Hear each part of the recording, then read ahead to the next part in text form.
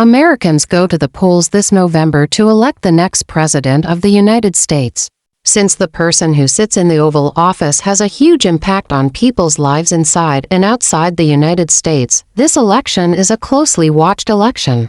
As is well known, the political system in the United States is dominated by only two parties, and every modern American president has belonged to one of them.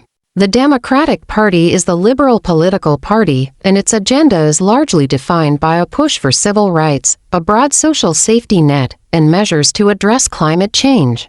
It is the party of the current U.S. President, Joe Biden, who is seeking to win a second presidential term in the country. As for the Republican Party, it is the conservative political party in the United States.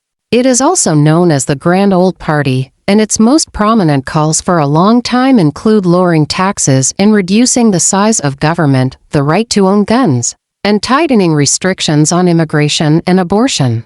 When will the next U.S. presidential election be?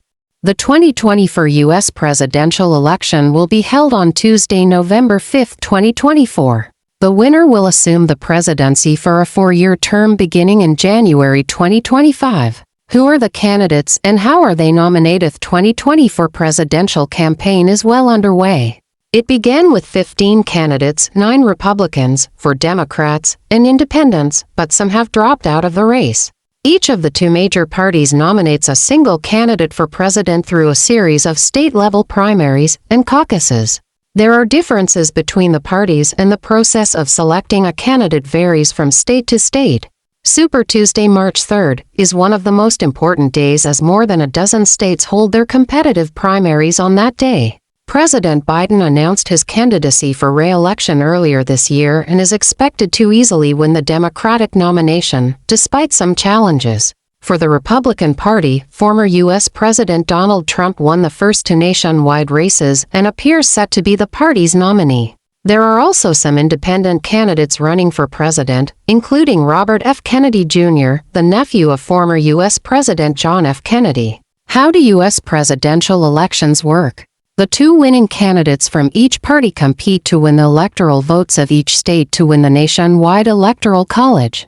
Each state has a certain number of electoral college votes based in part on its population, totaling 538, so the winner is the candidate who wins 270 or more. This means that voters decide elections at the state level rather than at the national level, which is why it is possible for a candidate to win the most votes nationally, as Hillary Clinton did in 2016, but not win the electoral college and thus be defeated in the election. All but 2 states operate on a winner-take-all basis, so whichever candidate wins the most votes gets all of the state's votes. Most states lean heavily toward one party or another, so each party typically focuses on a dozen or so states that it can win. These are known as battleground states. Who else will be elected? All the attention will be on who wins the presidency, but voters will also choose members of Congress, the legislative branch of government, when they go to the polls. All 435 seats in the House of Representatives are up for grabs, while only 33 Senate seats are up for grabs.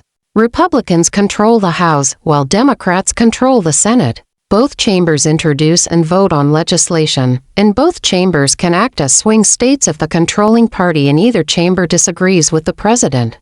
Who can vote? Any American citizen 18 years of age or older is eligible to vote in the presidential election, which takes place every 4 years. When is the winner of the election determined and announced? The winner is usually announced on election night, but in 2020, it took a few days to count all the votes. The period following the election is known as the transition period if the president changes. This is also when the new administration, including the cabinet, is determined and plans are made for the new presidential term. The president is formally sworn into office in January in a ceremony known as the inauguration, held on the steps of the Capitol building in Washington, D.C.